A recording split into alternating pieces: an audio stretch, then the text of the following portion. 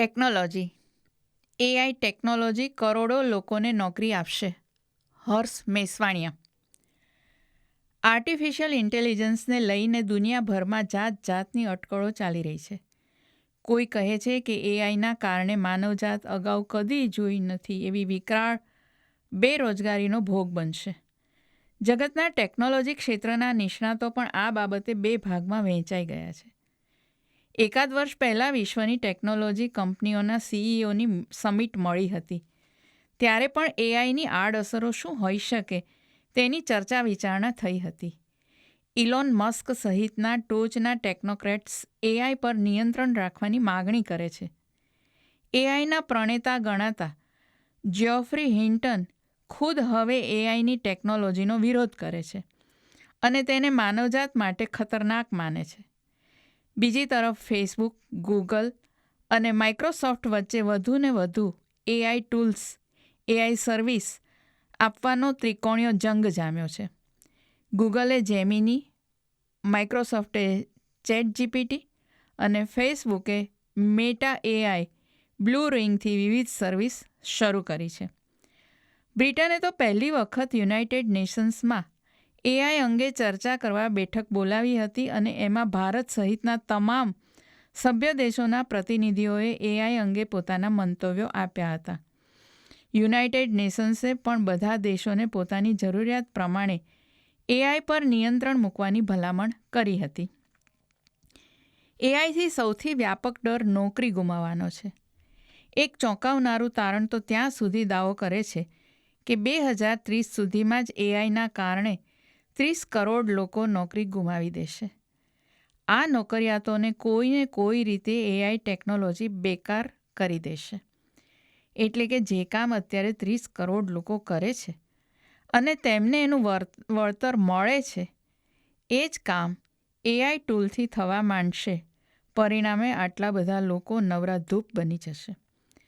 અમેરિકામાં થયેલા એક સર્વેમાં કહેવાયું કે 2023માં અમેરિકાની ફેક્ટરીઓમાં કામ કરતા કુલ કામદારોમાંથી 14% પર એઆઈ અને રોબોટિક્સના કારણે નોકરી ગુમાવવાનો ભય જાગ્યો છે.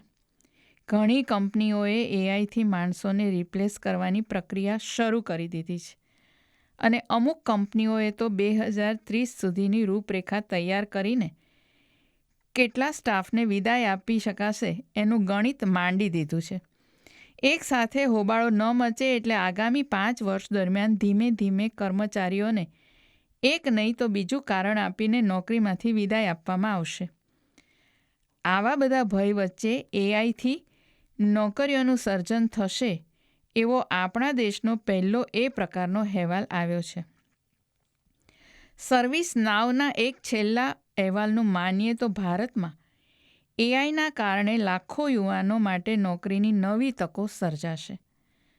અત્યારે દેશમાં 42.37 કરોડ લોકો નોકરી કરી રહ્યા છે. આગામી 4 વર્ષમાં ભારતમાં નોકરિયાતોની સંખ્યા 45.72 કરોડ થઈ જશે. લગભગ 3.38 કરોડ નવી નોકરીઓ આગામી 3.5-4 વર્ષમાં સર્જાશે. એમાંય સૌથી વધુ નોકરીઓ ટેકનોલોજી અને એઆઈના સેક્ટરમાં ઊભી થશે. સર્વિસ નાવના અંદાજ પ્રમાણે 2028 સુધીમાં 27.3 લાખ લોકોને એઆઈ અને ટેકનોલોજીના ક્ષેત્રમાં રોજગારી મળશે. મેન્યુફેક્ચરિંગ સેક્ટર પણ નોકરી સર્જવામાં એઆઈ ટેકનોલોજીથી પાછળ રહી જશે.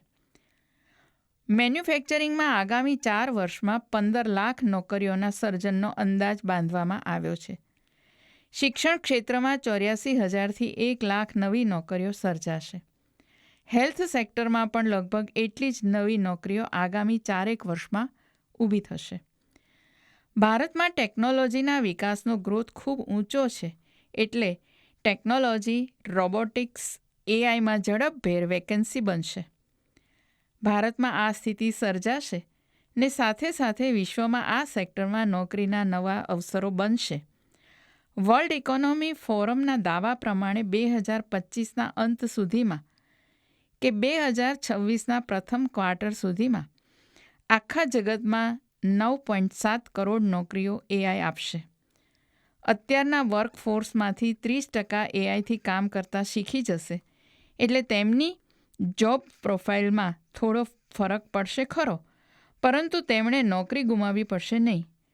વર્લ્ડ ઇકોનોમી ફોરમ જ કહે છે કે આગામી 2 વર્ષમાં 8.5 કરોડ નોકરિયાતો એઆઈની તાલીમ મેળવીને પોતાની નોકરીને સલામત બનાવી લેશે. ટૂંકમાં અત્યારે જેટલા લોકો નોકરી કરે છે એમાંથી 8-9 કરોડ લોકો 2-1 વર્ષમાં એઆઈનો ઉપયોગ શીખી જશે. અત્યારે ગણતરી માંડીએ તો 2030 સુધીમાં 30-35 કરોડ લોકો નોકરી ગુમાવી દેશે.